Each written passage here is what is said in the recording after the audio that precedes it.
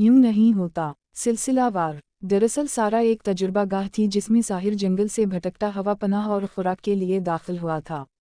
वो भूखा था और बना की याद से निढाल था। माजी का साया उसके साथ साथ चलता हुआ आ रहा था।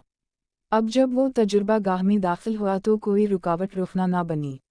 मगर यह फितरत की आज़ादी की कुछ हुदूद व क़यूद थीं। यानी साहिर तजुर्बा गाह में सब कुछ कर सकता था सिवाय मुकम्मल अपनी मर्जी के। अगरचे ये आज़ादी ना भी थी, मगर तजुर्बात ज़रूर हासिल हो रहे थे। तब साहिल ने सोचा कि ये सफ़र रायगा नहीं जाएगा, क्योंकि बेना भी तो ठहरी झील थी जिसको पार करने के लिए कहीं ना कहीं या किसी ना किसी तरीक़े से तजुर्बा गाह से हासिल शुदा तजुर्बात काम आ सकते थे।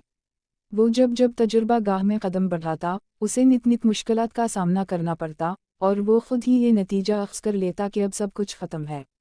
मगर फिर यकलखत तजुर्बा गाह के अथाह गहरे गोशम से रोशनी फूटने लगती। साहिर हैरान हो जाता कि ऐसे कैसे मुमकिन हो गया। ये तवक्कुआत से बरअक्स नतीजा निकला। तो क्या ऐसा ही तजुर्बा बना यानी दूसरी तजुर्बा गाह से भी हासिल हो सकता है? पूरी दुनिया बल्कि कायनात में गोल वजूद ही बका रखते हैं, जैसे सूरज, चंद और ज़मीन। साहिर सोचता था कि हमारी कहकशां मिल्की वे भी तो बेज़वी यानी रूबा माइल गोल है। झरनों से लुढ़क कर पत्थर या तो गोल हो जाते हैं या बेज़वी। इंसान के आँख की पुतलियाँ गोल हैं, औरत के पिस्तान गोल, इंसान का चेहरा भी गोलाई की तरफ माइल।